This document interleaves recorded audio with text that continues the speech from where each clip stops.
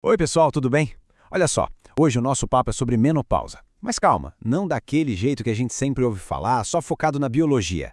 A ideia aqui é ir além, sabe? Entender como essa fase da vida é, na verdade, uma experiência muito mais complexa, que é moldada não só pelos hormônios, mas também e muito pela sociedade onde a gente vive. E para começar, já lanço aqui uma pergunta que vai ser o fio da meada da nossa conversa. Será que a menopausa é igual para todo mundo? Tipo, uma experiência universal que não muda não importa onde a pessoa viva ou quem ela seja? Ou será que a história é bem mais complexa do que parece?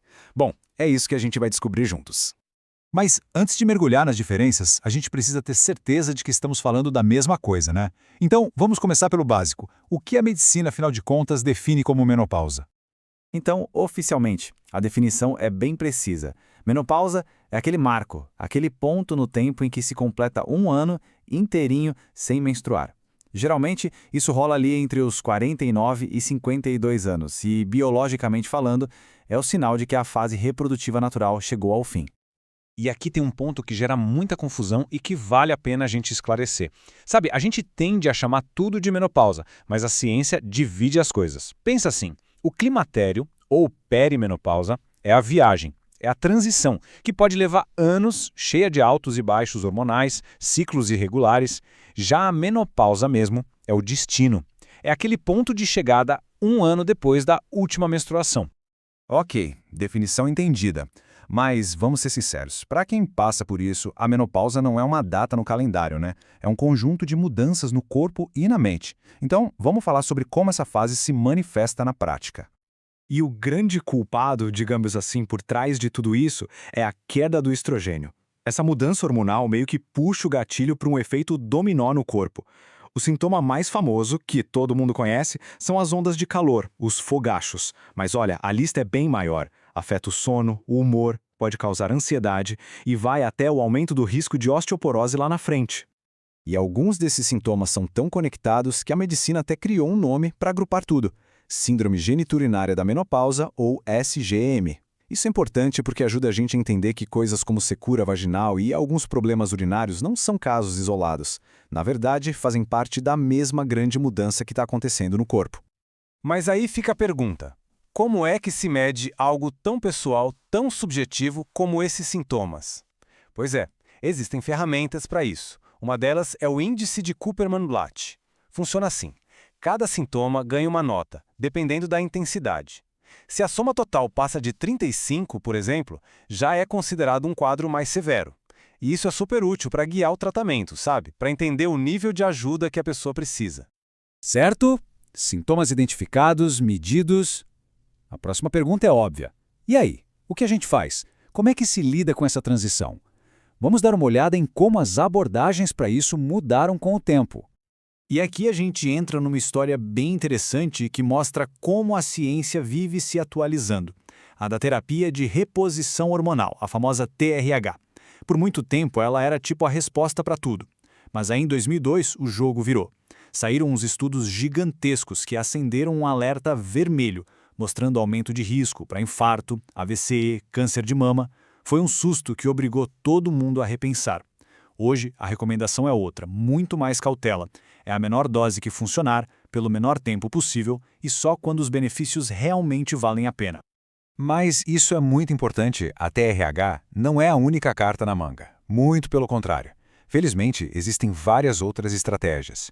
Coisas simples de estilo de vida mesmo, como evitar certos gatilhos, tipo cafeína, álcool, e incluir exercícios na rotina, já fazem uma diferença gigante. E além disso, tem um mundo de opções, desde suplementos como a isoflavona de soja, até medicamentos que não são hormônios e que podem ajudar a aliviar os sintomas. Claro, sempre conversando com um profissional de saúde, né? Certo. Até agora, o nosso papo foi bem focado na biologia, nos hormônios, nos tratamentos. Mas, se a gente parasse por aqui, a foto ia ficar incompleta. Faltaria a metade mais importante da história.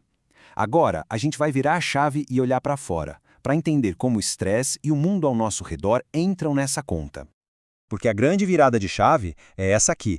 A menopausa não acontece num laboratório, isolada de tudo. Ela acontece no meio de uma vida, com toda a sua bagagem. E as experiências dessa vida, sabe, as dificuldades financeiras, os desafios emocionais, o lugar que a pessoa ocupa na sociedade, Tudo isso tem um peso enorme em como o corpo e a mente vão sentir essa transição. E olha, isso não é achismo, não. A ciência já comprovou. Existem estudos que mostram uma ligação direta e bem preocupante entre esses estresses da vida e sintomas mais pesados na menopausa. Situações como a instabilidade financeira, violência, um passado de trauma, tudo isso pode literalmente piorar a experiência física e emocional dessa fase. Ok, então a gente já viu que o estresse pessoal impacta. Mas e quando esse estresse não é só uma coisa individual? E quando ele é resultado de uma desigualdade que já existe na sociedade? Agora a gente vai abrir ainda mais o foco para entender como a própria estrutura social pode moldar um processo que parece ser puramente biológico.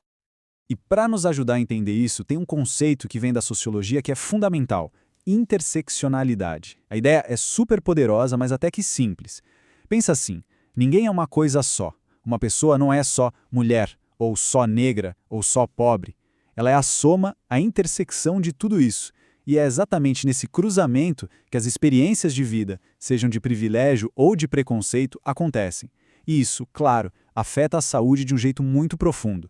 O que se conecta perfeitamente com outra ideia-chave, a teoria do curso de vida. O que ela diz é que a nossa saúde, hoje, não é só uma foto do momento. É mais como um filme. É a soma de tudo que a gente viveu, de todos os fatores sociais, ambientais, biológicos. É como se nosso corpo fosse guardando as memórias de toda a nossa jornada de vida.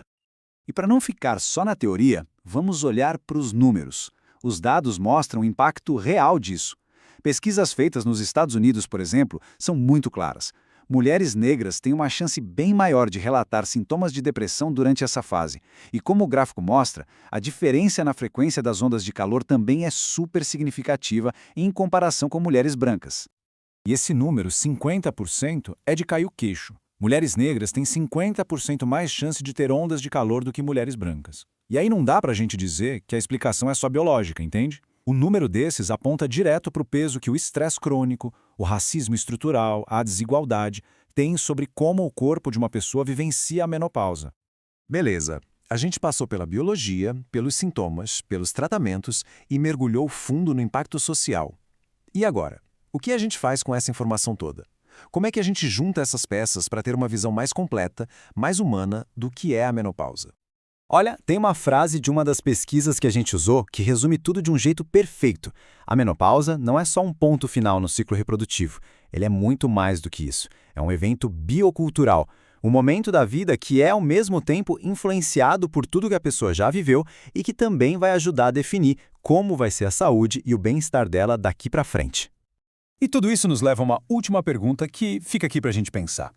Se a gente acabou de ver que a nossa vida e as desigualdades da sociedade moldam até um processo biológico como a menopausa, então a solução para melhorar essa experiência não pode estar só dentro de um consultório médico. A responsabilidade passa a ser de todo mundo. A pergunta é: o que a gente, como sociedade, pode fazer para tornar essa fase da vida melhor, para todas as pessoas?